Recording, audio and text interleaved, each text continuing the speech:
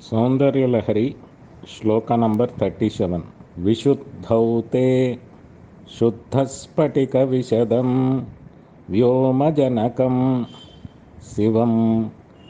Visuddhau te suddhasphatika-visadam vyoma-janakam Sivam. Seve deveemapi sivasamaana-vyavasitaam. Sivam seve deveemapi sivasamaana-vyavasitaam. Yayoh kaantyaa yaantyaah sasikirana-saaroopyasaraneh. Yayoh kaantyaa yaantyaah sasikirana-saaroopyasaraneh. Vidhootaanta-rdhwaantaa Vidhootaanta-rdhwaantaa vilasati cakoreeva jagatee. Vilasati cakoreeva jagatee.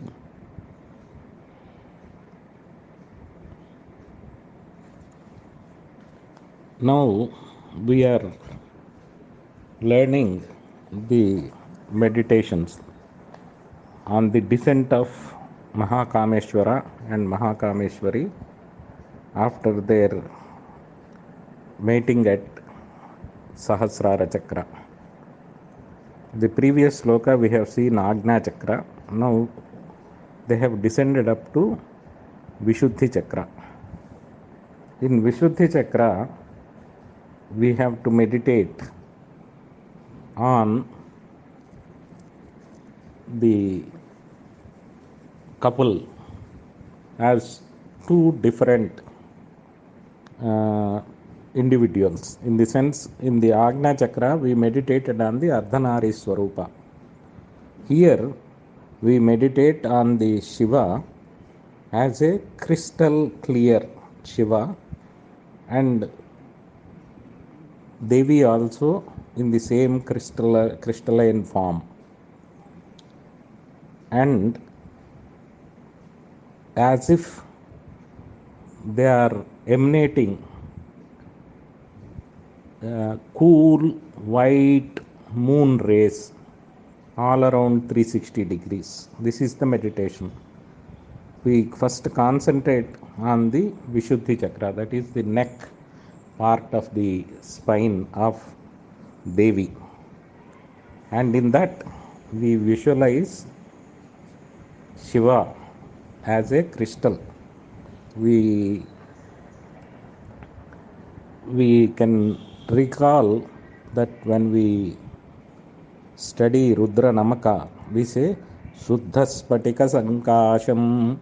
So the original color of Shiva is like a pure crystal. And here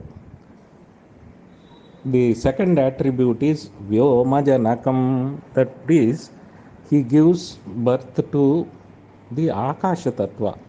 Aakaasa is palely translated as ether in English, though it does not correspond completely. Let us call it as aakaasa tatwa. And Devi is also equal to him in all respect. Sivasamaana-vyavasitaam. So here, there, Ajna Chakra, they were Ardhanarishwara. In the same body, right half is Shiva and left half was Devi. Here, there are two separate bodies. One is Shiva and another is Devi. Shiva is worshipped as Vyomeshwara because he gives birth to the space or Vyoma and Aakaasa, and the Devi is worshipped as Vyomeswari. Both are in crystalline complexion, emanating cool white moon rays all over their body. That is the form on which we are supposed to meditate. And here we also given another attribute to the devotee or sadhaka, that is, cakoreeva. Chakori is a mystic bird which is supposed to thrive, which thrives on just moonbeams. It doesn't eat anything physical, but it thrives on moonbeams, which indicates that when we worship Shiva, Vyomeswara and Vyomeswari in Visuddhi Chakra, we should not have any other physical dependence on any other thing and depend completely on the godhood of Shiva and Shivani. We should have such total dedication to their worship. With that kind of a total dedication, when we meditate on the Visuddhi Chakra of Vyomeshwara and Vyomeswari, what happens? Vidhootaanta-rdhwaantaa, the internal darkness is all disappears. So what is this internal darkness? This is the spiritual darkness, which otherwise is called as Maya. That means that we realize that we are not just this body or this mind, this senses, this external world, but we are the effulgent Atma or the spiritual personality. Thereby, we are not affected by the turbulences in the world. So we are happy in ourselves as a spiritual personality or Atma Swarupa, and are not affected by the ups and downs we see in the external world. The other important thing is this Visuddhi Chakra is where the sound becomes prominent, and the God manifests here as sound. And there is a very interesting story in the life of one of the principal disciples of Adi Shankara called Padmapadacharya. Before this happened, before he became a disciple of Padmapadacharya. His original name was Vishnu Sharma, and his favorite deity was Lakshmi Narasimha Swami of this Vishnu Sharma, Ishta Devata, or the favorite deity. So he used to meditate on him, and at a point he becomes restless and says, why Narasimha Swami is not appearing before me? So his guru says, he can't meditate upon these cities and this one for Narasimha Swami, he should go to forest and meditate. So he goes to the forest in the Ahobila region and keeps meditating and roams all around the place to see where he can find Narasimha Swami. He becomes very desperate day by day, and after 4 or 5 days, one tribal boy keeps watching him and eventually asks him, why are you in such a great distress, sir? What are you searching for? So this Vishnu Sharma explains him that he is looking for one Narasimha Swami who is a god with a lion face and the human body with Shankha and Chakra in 2 hands and Gada and this one in other hands, the sword, and he roars like a lion. I am looking for such a god. This boy says, I have been here since my childhood and I know every nook and corner. I have never seen any such animal in this forest. But however, because you are saying, I will go and look for it, and will get you within whatever 2 days time. So he goes all over, searches every nook and corner, and cannot find such a peculiar animal which Vishnu Sharma has described to him. So he decides to end his life, because if he doesn't bring back Narasimha Swami, Vishnu Sharma said he will commit suicide. So this tribal boy wants to commit suicide because he couldn't see Narasimha Swami. So when he was about to end his life, a lion roar appears and to his utter surprise, he finds the exact, a being which is radiant, which fits the description Vishnu Sharma has given to him. He doesn't know even to prostrate or pray.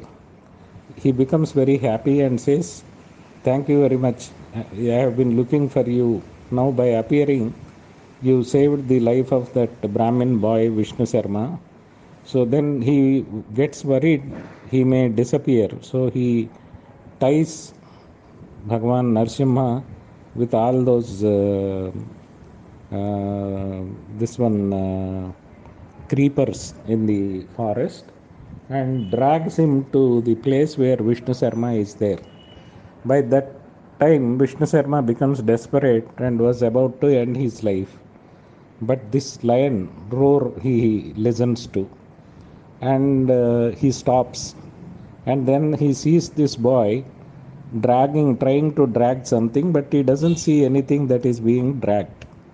And the tribal boy's face is full of divine glow and full of happiness, and he says, "I brought the Narsimha Swami as described by you." He doesn't, but Vishnu Sharma cannot see him. He only, the tribal boy keeps describing, "Look, this is his lion face, this is his human body, in this hand he has Sudarshana Chakra, in this hand he has the conch, and in this he has Gada, and in the other hand he has sword." He keeps describing and touching and becomes divinely ecstatic. But Vishnu Sharma is unable to see. So he prays to the Lord, "Lord, you have shown your divine presence to the boy. Though I have been such a devotee for such a long time, you have not seen." Then Narasimha Swami replies, "Look, you have a lot of pride in knowing a lot of Shastras and being well educated. That is why I have not disappeared. But there is some sincerity in devotion. That is why I have appeared to you in the form, you are able to hear my voice." This tribal boy just had very innocence and deep fervor to find me, and he doesn't have any other uh, uh, pride and other bad qualities. That is why I appeared before him in my full form. You also will see me in my full form, but at a later this one. Now you go to another Jagat Guru, Adi Shankaracharya, and then in due course of time, when you mature and correct time appears, I will give you darshan. So later Vishnu Sharma seeks and goes to Adi Shankaracharya.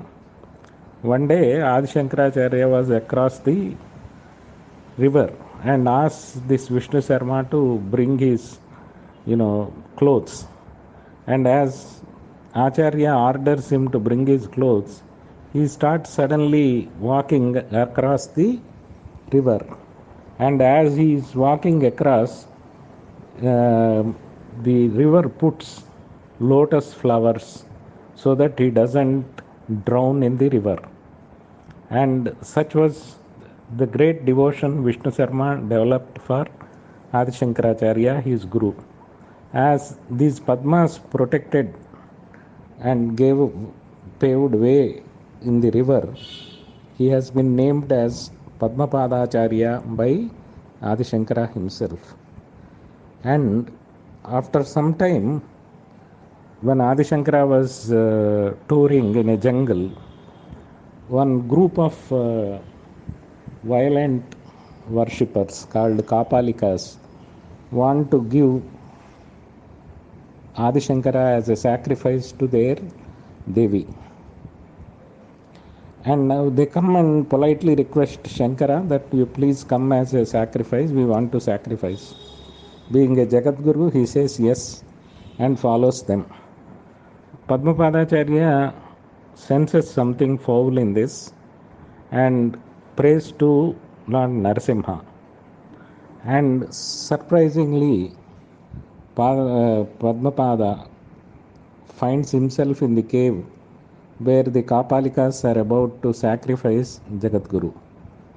And suddenly his whole body transforms into Narasimha type of a thing. He becomes extremely violent and kills all the Kapalikas.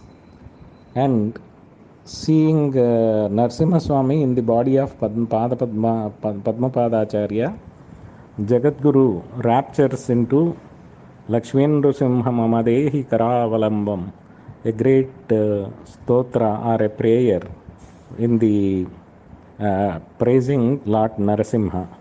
After that stotra, Narasimha detaches himself from the body of Padmapadacharya and gives darshan to both Adishankara and Padmapadacharya, and that fulfills the wish of Vishnu Sarma, now the Padmapadacharya. Thus, the worship of Visuddhi Chakra can give you a divine sound as an experience.